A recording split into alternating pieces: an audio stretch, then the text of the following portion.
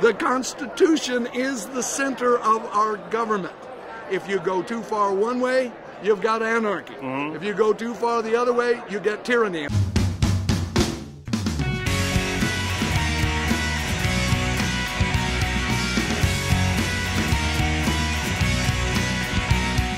Hi, Sam Antonio with Liberty News Network here, reporting live from CPAC 2011. I have this wonderful Patriot here. We want to talk about some issues about what's going on here in America and how it affects us as patriots. So, sir, go ahead and introduce yourself. I'm William Temple. I'm the Vice President of the Golden Isles Tea Party in Brunswick, Georgia. I'm here at CPAC because we want to remind, and I wear the colonial clothing, to remind them of the first revolution, especially our first national flag. Good. Designed by the Marines. This was the snake, came off of their drums. The first 5 companies of Marines had the drum with a snake on it. Benjamin Franklin picked the rattlesnake because it was an American snake only. It had 13 buttons on it, which represented 13 colonies, and it always warned you before it bit. And we waved this in front of the British.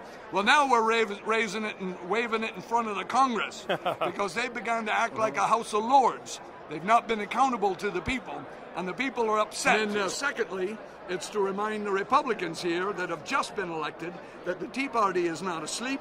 I've got the teapot, we are the Tea Party, and we're reminding them that we are here to watch them. We're going to watch for the next 9 months their votes, and if they do not come through on their promises to cut government, not freeze spending, not stop legislation, but cut government, to do away with the Department of Agriculture, the Department of Energy, the Department of Commerce, the Department of Interior, all of these departments which have grown into monsters over the last 60 years, and I'm 60 years old, so I've seen them. You made a great point. The Tea Party played a major role in getting Republicans to power, changed the balance of power in Congress. You want to hold them accountable. Now let's look forward to 2012. What does the Tea Party look at as one of their favorite presidential candidates? Who are they looking toward? Who would be a favorite candidate? I heard one that I like this morning. I'm not speaking for all the Tea Parties like the umbrella groups do.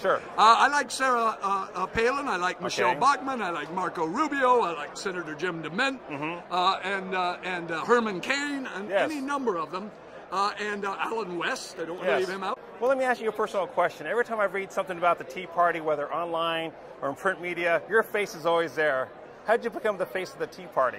Well, if you run around dressed up like a clown, it's people tend to zero in. I'm a pastor from a church in Brunswick, Maranatha Church. Okay. And I'm also a reenactor. So I've played the British many times, and I'm playing a Scotsman today, and I've done silly war stuff. I believe that the Constitution, of course, was a document founded on Christian principles. Yes. And matter of fact, Isaiah 33:22 tells us that all 3 branches of government, James Madison decided that Isaiah 33:22 would give us that. Yes. So I'm all about seeing the founders' understanding of this as a Christian nation, which gives us our liberties, freedom of speech, freedom of assembly, freedom of the press, right to bear arms, only happens under a Christian system. Very true. And so I'm in this to see those principles restored, but I'm not here to turn it into evangelistic circus. Good. We are here, we have libertarians, we have people who aren't interested in social issues, as Michelle Bachmann made clear today. We are here to see the Constitution restored, and if you have the Constitution in place, you don't have to be religious, you don't have to be a libertarian, you can be whatever you want. We are also here so that all parties, Democrat and Republican and independents, know that if they will accept the Constitution and the limits on government that the Constitution provides, we can all meet there. Yes. Regardless of what we think or how we feel. We can have our debates, but the Constitution is the center, and the media won't get this right. The Constitution is the center of our government.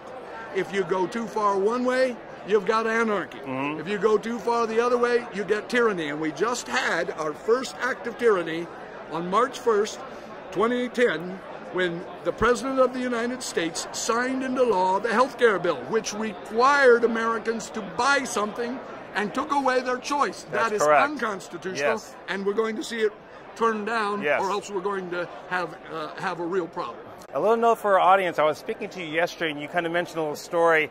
You had some problems with the TSA yesterday at the airport. Well, if you go to the airport, to get my boots on the plane, and with the little tiny things you have to carry, yes, I had to dress up to go on the plane. Okay. So my blue jeans and other things are in that. So they already zeroed you out. They saw you say, "Oh, this guy must be crazy." Well, he's a patriot. Well, what's really funny is I worked and I retired from the Federal Law Enforcement Training Center where I worked from '89 till 2005. So when the TSA agents see me, they all kind of smirk, and I said, "Well, did you go through Federal Law Enforcement Training Center?" And they said, "Well, you know about that?" I said, "Yeah, I worked there." And I said, "This is what you get when you retire. And when both sleeves fall off, you can ask the federal government to get you a new coat." But no, they do a strip search on me almost every time. Not strip search, but they warned me. And yesterday I was a little worried because I'd gotten down to nothing but my trousers. And the one guy was, my buttons on my pants were setting off the alarm. And I said, "No, you're not going to ask me to get out of my trousers." And he said, "No." But a lot of them are getting used to seeing me. I hate to have to go through the airport, but on the plane it's great. We had the Southwest Airlines band. I'm sure they do. Yeah, the Southwest Airlines announced, "Hey, we've got a guy who's 220 years old on the plane." So we have a good time.